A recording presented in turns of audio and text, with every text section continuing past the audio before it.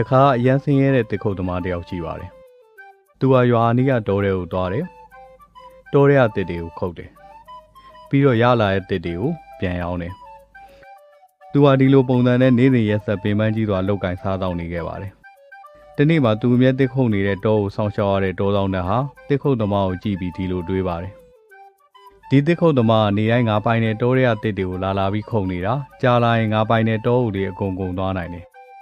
နောက်ပြီးတစ်ခုတ်သမားကနေတိုင်းဖေမန်းနဲ့တစ်ခုတ်နေတာတော့ဆင်းရဲမြဲဆင်းရဲနေရှာတယ်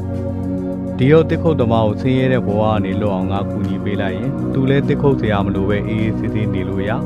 ငါရဲ့တောအုပ်လေးလည်းမကုန်တော့ဘူးပေါ့လို့တွေးလိုက်ပြီးပါတယ်နောက်ရက်မှာတောဆောင်တဲ့ဟာတစ်ခုတ်သမားလာကိုစောင်းနေခဲ့ပါတယ်တိတ်မကြပါဘူးတစ်ခုတ်သမားသူ့ရဲ့ပစိန်လေးကိုကင်ပြီးတောထဲကိုဝင်လာပါတယ်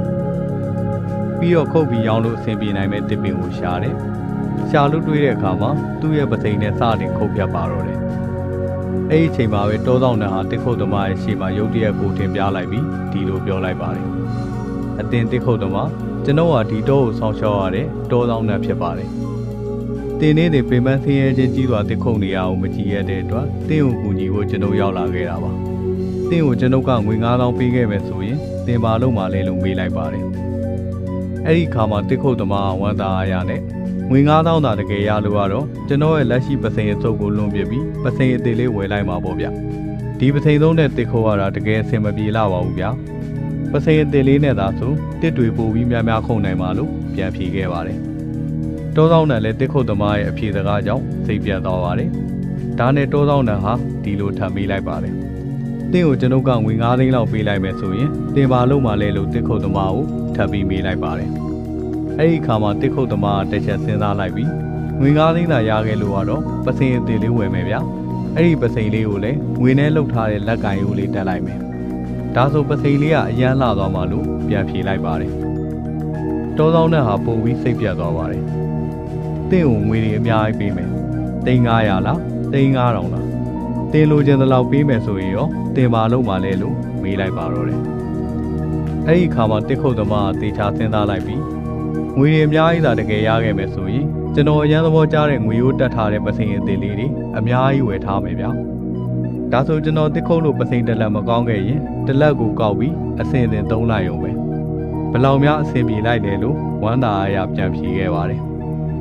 တစ်ခုတ်သမားရဲ့အဖြေကိုကြားတဲ့အခါမှာတောဆောင်တန်ဟာလွန်စိတ်ပြတ်သွားပြီးအတင်တစ်ခုတ်သမားတင်ဟာလွန်ညံနေသလိုလွန်သွားမှမိုင်မဲတဲ့သူတယောက်လည်းဖြစ်ပြီးတာပဲတင်ဘဝတိုးတက်အောင်ကျွန်ုပ်ကကူညီဖို့ကြိုးစားခဲ့ပေမဲ့တင်ဟာတစ်ခုတ်စားတဲ့ဘဝထဲမှာပဲတသက်လုံးနေဖို့တွေးထားတဲ့သူပဲဒီတော့တင်တွေးထားတဲ့ဘဝထဲမှာပဲတသက်လုံးပင်ပန်းဆင်းရဲခြင်းကြီးစွာနဲ့နေရခဲ့ပြီးတော့အတင်တစ်ခုတ်သမားလို့ပြောလိုက်ပြီးတောဆောင်တန်ဟာပျောက်ကွယ်သွားခဲ့ပါတယ်ပုံမြင်လေးကတော့ဒီမှာပဲပြီးဆုံးသွားပါပြီအမေရိကန်စာရေးဆရာတိုနီရောဘင်ပြောခဲ့တယ်အရင်အားလုံးနေကြအရာတွေပဲတင်လုံးနေမယ်ဆိုရင်တင်ရင်အားရနေကြအရာတွေပဲရနေမှာပေါ့ဆိုတဲ့စကားလိုပါပဲ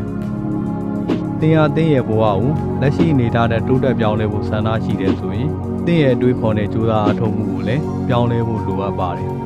ဒီလိုမှမဟုတ်ပဲပုံပြင်တွေကတစ်ခုတ်သမားလို့ကိုလက်ရှိရောက်နေတဲ့ဘဝမှာပဲကျင်းတဲ့ရောင်ရဲနေခဲ့မယ်ဆိုရင်တော့ပိုပြီးမြန်မာတဲ့ဘဝကိုဘယ်သောခါမှရောက်ရှိနိုင်တော့မှာမဟုတ်ပါဘူး။ဒါကြောင့်ကျွန်တော်ရဲ့မိတ်ဆွေတို့အနေနဲ့မိမိတို့ရဲ့ဘဝကိုတိုးတက်ပြောင်းလဲစေဖို့အတွက်လိုအပ်တဲ့အသိပညာနဲ့အတွေ့အကြုံများကိုလေ့လာသင်ယူကြရင်အခွင့်အလမ်းကောင်းများကိုမလွတ်တမ်းဖန်ဆုံနိုင်သူများဖြစ်ကြပါစေလို့ဆုတောင်းရင်ဗီဒီယိုလေးကိုဆုံးသက်ပါရစေ။